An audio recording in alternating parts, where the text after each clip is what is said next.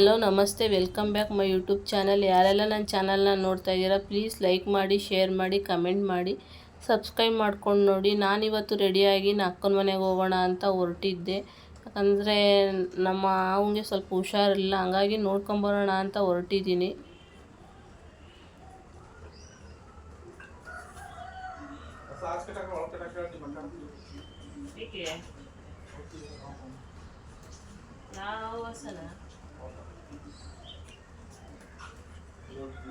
ದುಡ್ಡಿಲಿ ಅವನು ಹಿಡ್ಕೋಗಿದ್ದಾನಂತಲ್ಲ, ಪಿಂಕು ಹೊಲ್ತಕ್ಕೆ.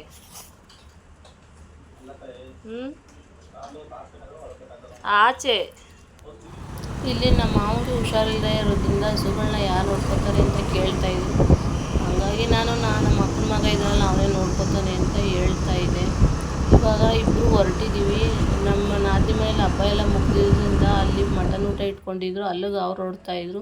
ನಾನು ಮಾವಂಗೆ ಹುಷಾರಿಲ್ವಲ್ಲ, ಇಲ್ಲಿ ನೋಡ್ಕೊಂಬರೋಣ ಅಂತ ಹೊರಟಿದ್ದೆ. ಊರಿಂದ ಅಂದರೆ ನಮ್ಮ ಅಮ್ಮನ ಮನೆಯಿಂದ ನಮ್ಮ ಅಕ್ಕ, ನಮ್ಮ ಅಣ್ಣ ಹೆಂಡ್ತಿ ಎಲ್ಲ ಬರ್ತಾಯಿದ್ರು. ಸರಿ, ಅವ್ರು ಬಸ್ಸಲ್ಲಿ ಬರ್ತೀನಿ ಅಂದಿದ್ರು. ನಾವು ಇವ್ರ ಜೊತೆ ಹೋಗ್ತಾಯಿದ್ದೆ. ಎಲ್ಲ ಆ ಕಡೆಯಿಂದ ಒಟ್ಟಿಗೆ ಬಂದ್ರಾಯ್ತು ಅಂದ್ಬಿಟ್ಟು ಹೊರಟಿದ್ದೀವಿ.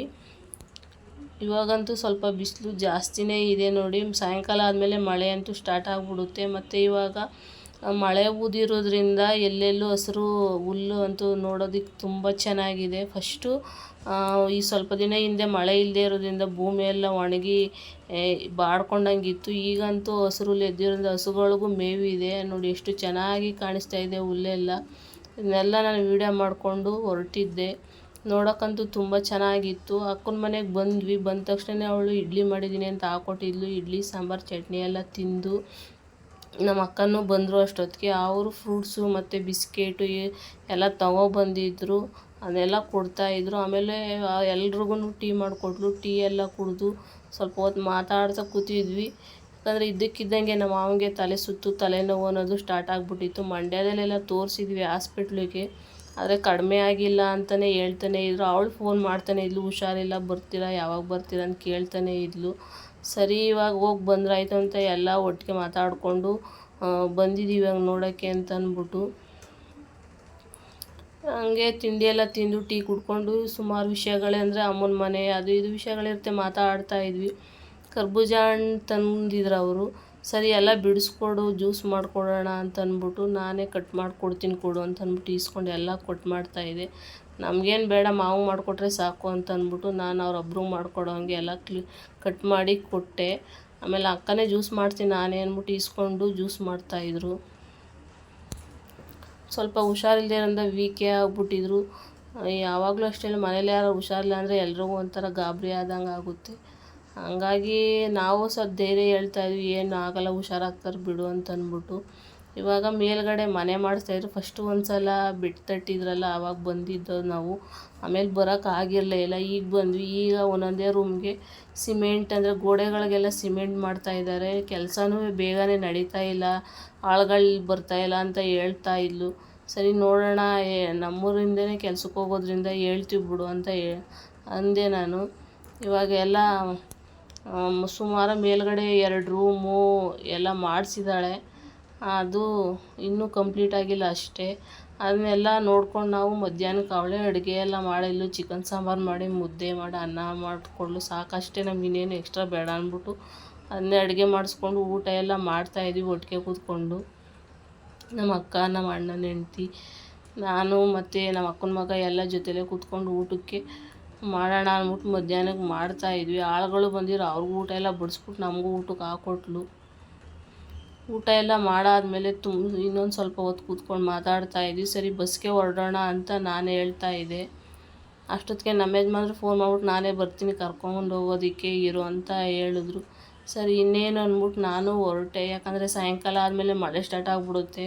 ಹಾಗಾಗಿ ಬೇಗ ಬೇಗ ಹೊರಟ್ಬಿಡೋಣ ಅಂತ ಅಂದ್ಬಿಟ್ಟು ರೆಡಿಯಾಗಿ ಬಂದ್ವಿ ಈಚೆ. ಇನ್ನೊಂದು ಸಲ ಯಾವಾಗಾದ್ರು ಬರ್ತೀವಿ ಅಂತ ಅಂದ್ಬಿಟ್ಟು ನಮ್ಮ ಮಾವನಿಗೆ ಹೇಳ್ಬಿಟ್ಟು ನಾನು ಅಲ್ಲಿಂದ ಹೊರಟು, ನಮ್ಮ ಯಜಮಾನ್ರು ಬಂದರು ಅಂತ ಹೇಳ್ಬಿಟ್ಟು.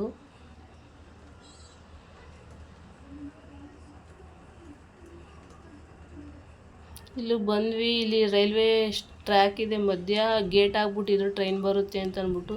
ಸರಿ ಅಲ್ಲೊಂದು ಸ್ವಲ್ಪ ಹೊತ್ತು ವೆಯ್ಟ್ ಮಾಡೋಣ, ಆಮೇಲೆ ಹೊರಟ ಮೇಲೆ ನಾವು ಹೋದ್ರಾಯ್ತು ಅಂದ್ಬಿಟ್ಟು ಟ್ರೈನೆಲ್ಲ ಹೋದ್ಮೇಲೆ ಬಂದ್ವಿ. ಇಲ್ಲಿ ಒಂದು ಪೆಟ್ರೋಲ್ ಬಂಕ್ ಹತ್ರ ಬಂದ್ವಿ, ಪೆಟ್ರೋಲ್ ಹಾಕಿಸ್ಕೋಬೇಕು ಅಂತಂದರು.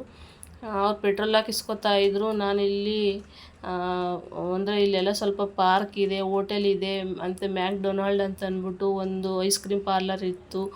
ಅಲ್ಲಿ ಐಸ್ ಕ್ರೀಮ್ ಎಲ್ಲ ತುಂಬ ಚೆನ್ನಾಗಿರೋದು, ಜ್ಯೂಸ್ ಎಲ್ಲ ಮತ್ತು ಪಿಜ್ಜಾ ಎಲ್ಲ ಮಾಡೋರು. ಇವಾಗ ಕ್ಲೋಸ್ ಆಗಿಬಿಟ್ಟಿದೆ ಇದು.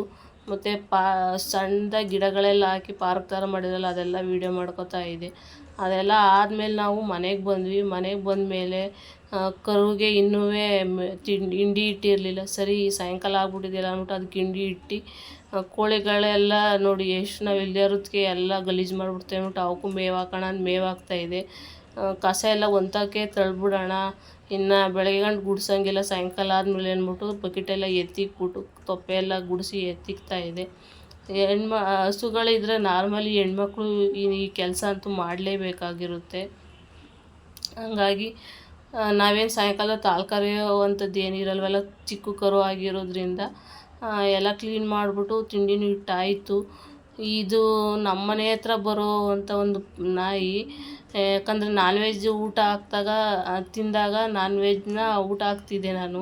ಅದೇನಾಗೋಯ್ತು, ಕಂಟಿನ್ಯೂಸ್ ಆಗಿ 6 ಗಂಟೆ ಆದಮೇಲೆ ಬಂದುಬಿಡುತ್ತೆ. ಮತ್ತು 8:30 ಗಂಟು ಎಲ್ಲೂ ಹೋಗಲ್ಲ, ಗೇಟ್ ಹತ್ರನೇ ಮಲಗಿರುತ್ತೆ. ಡೈಲಿ ಏನು ನಾನ್ ವೆಜ್ ಮಾಡೋಕ್ಕಾಗಲ್ವಲ್ಲ, ಮಾಡಿದಾಗ ಹಾಕ್ತೀನಿ, ಇಲ್ಲದೇದಾಗ ಮಲಗೇ ಇರುತ್ತೆ. ಎಷ್ಟು ಓಡಿಸಿದ್ರೂ ಹೋಗೋದೇ ಇಲ್ಲ. ನೋಡಿ, ಒಂದು ದಿವಸ ಊಟ ಹಾಕಿ ರೂಢಿ ಮಾಡಿರೋದಕ್ಕೆ ಪ್ರತಿ ದಿವಸ ಅದು ಅಭ್ಯಾಸ ಮಾಡ್ಕೊಂಬಿಟ್ಟಿದೆ ಮನೆ ಹತ್ರನೇ ಬರೋಕ್ಕೆ. ಹಾಗಾಗಿ ಅದನ್ನ ತೋರಿಸ್ತಾ ಇದೆ ಅಷ್ಟೇ. ಆಮೇಲೆ ಕರ್ಬೂಜ ಹಣ್ಣು ತಂದಿರು, ಸ್ವಲ್ಪ ದೊಡ್ಡದೇ ಇತ್ತು, ಅದು 1 kg ಮೇಲೇ. ಕಟ್ ಮಾಡಿ ಇಡ್ತೀನಿ, ಜ್ಯೂಸ್ ಮಾಡ್ಕೊಳ್ಳಿ ಅಂತ ಇಲ್ಲ, ಹಂಗೇನಾದ್ರು ತಿನ್ನಿ ಅಂದ್ಬಿಟ್ಟು ಎಲ್ಲ ಕಟ್ ಮಾಡಿ ಇಡ್ತಾಯಿದ್ರು. ಯಾಕಂದರೆ ಈಚೆಗಡೆ ಇಟ್ಬಿಟ್ರೆ ಎಲ್ಲ ಕೊಳ್ತೋಗುತ್ತೆ ಅಂತ.